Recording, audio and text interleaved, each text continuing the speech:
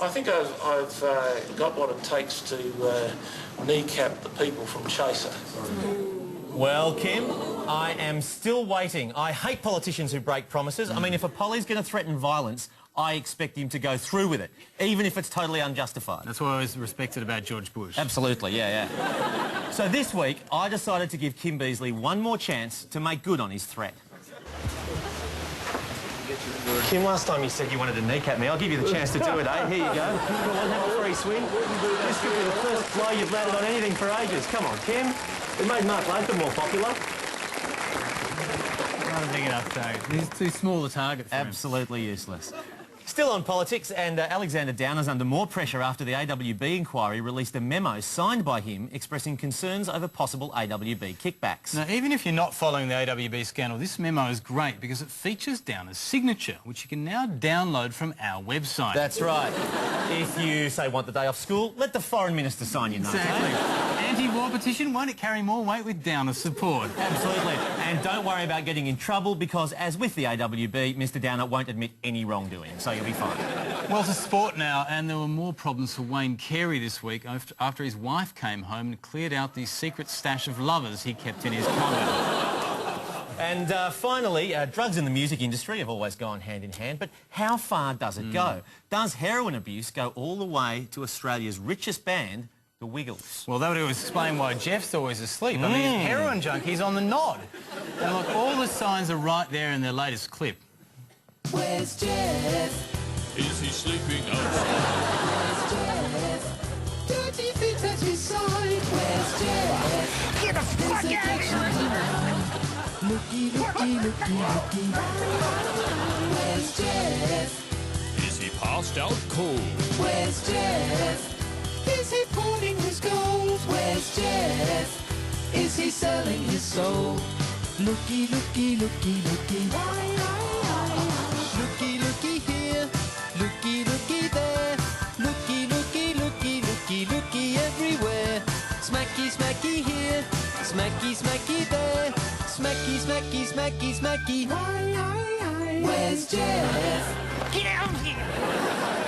This week on Catalyst, as the mystery of beached whales continues to baffle scientists, researchers have now turned their minds to an even greater puzzle. Why do bluebottle stingers also beach themselves? And are the efforts of volunteers to save them in vain? They're such beautiful and impressive animals, you know. It just breaks my heart to see them die on the beach like this. That's The Thin Blue Line, this week on Catalyst. We need some more water, I can't believe it! Oh! Fuck it, they stung me!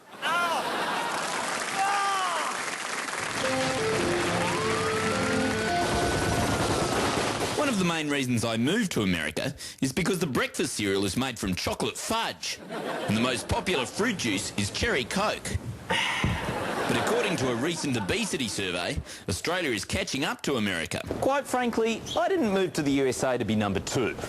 So I've decided to hit the streets to help America keep its position as the fattest country on earth. How many burgers did you have today? 1. See, that's just not good enough. I don't want to be number 1 in that way. I want to be number 1, the skinny country, that's it. You're a communist. You're not a true American. No, you're not. You can do a lot better, quite frankly. What are you eating here today? Chili and fish. What if we added some whipped cream? Nah. A little bit of this. Come on. Here, hold out your hand. You got the razor with you? Is the problem that there's not enough cream in? No more cream, no. One bite. Do your country proud. Just one bite. One bite. We trace it, right?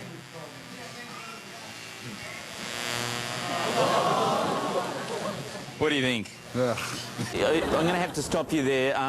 You're jogging, you're getting fit. This is terribly un-American activity. I'm going to have to give you a ticket. It's a recipe for deep-fried onion rings. There's 2 for 1, McDonald's. I want you to go there immediately. Get 2 hamburgers. 4 of them? Okay, 4 hamburgers. Eat them all in one sitting? Yes. That's... Okay, and I don't want to see you out here jogging again.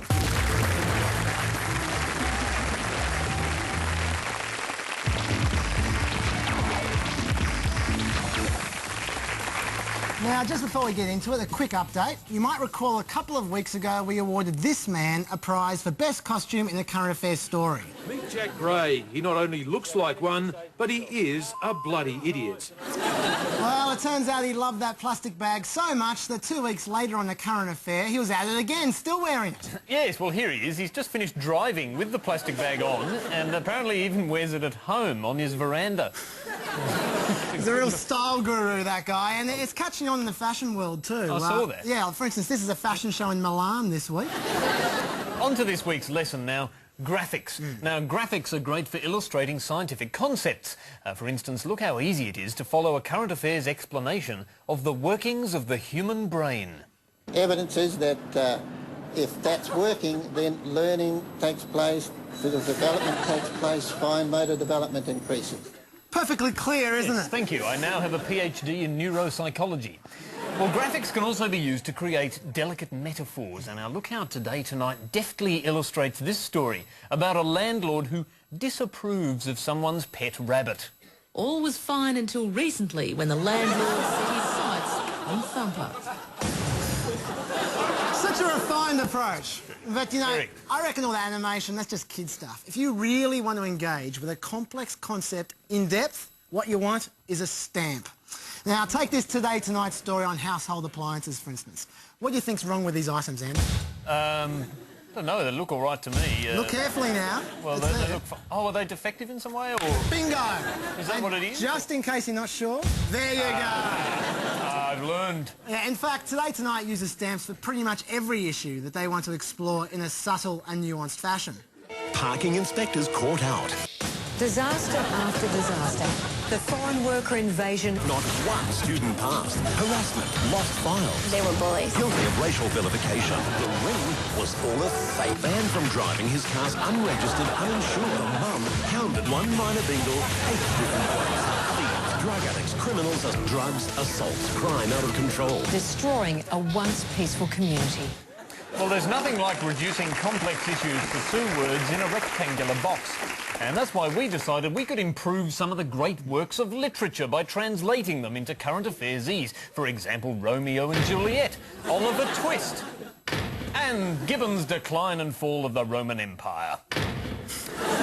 Compelling reading, all 3 of them, but the only downside, I guess, Andrew, with stamps is they can be a tad intrusive. Oh, I don't think so. No, they can be. They really can. In fact, sometimes they even get in your way.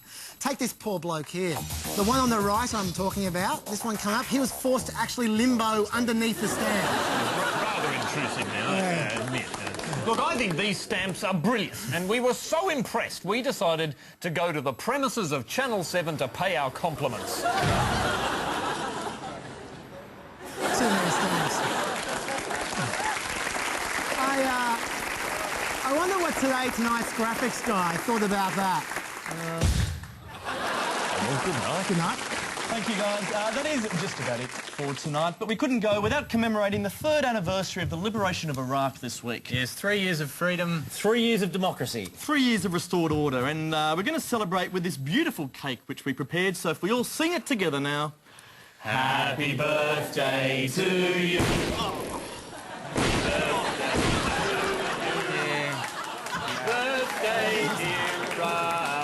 And on that note, have a great weekend, and just for Beryl, we'll leave you with a classic moment from the mother and son closing credits. Good night.